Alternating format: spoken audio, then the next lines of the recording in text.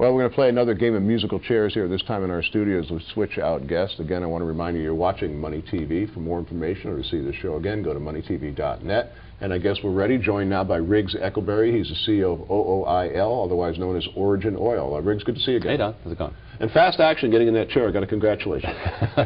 Well, you know, we are here to help you. I appreciate that. Now, I know that this week you put out some pretty significant news. Why don't you bring us up to date? This week we announced something we've been working on for a long time, which is to sort out what is going to be, what we think is going to be our home run. Mm-hmm. You know, the algae industry is composed of the upstream, which is growing, and then there's the downstream, which is refining and turning into various products, nutritional and otherwise, of course, fuel. In the middle is what I call the neck of the hourglass, which is how do you get extraction done? How do you get the algae out of the water? How you break it up from between the oil and the biomass and so forth? How do you get the hydrogen out?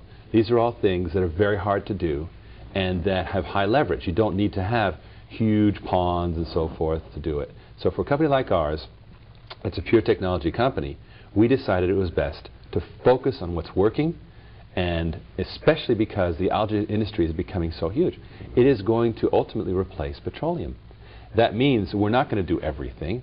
We're not going to be, you know, Standard Oil, Rockefeller, you know, that's gone. Today you have to specialize. And so we are narrowing in, and we've really determined we're not going to compete with the growers. We're going to help them.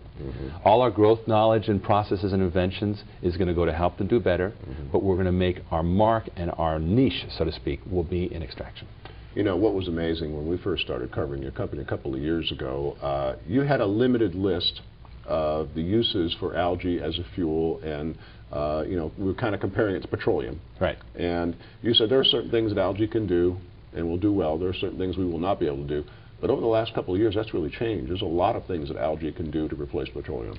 Yes, and the most exciting thing of all is the fact that everyone's not thinking now of true plug-compatible fuels, fuels that your car will recognize as regular gasoline, diesel, that airplanes will recognize as true kerosene, that is exactly identical. So we're not changing the infrastructure.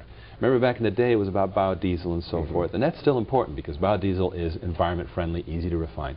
But it's going to be an outlier. The rest of the world is using fuels from petroleum.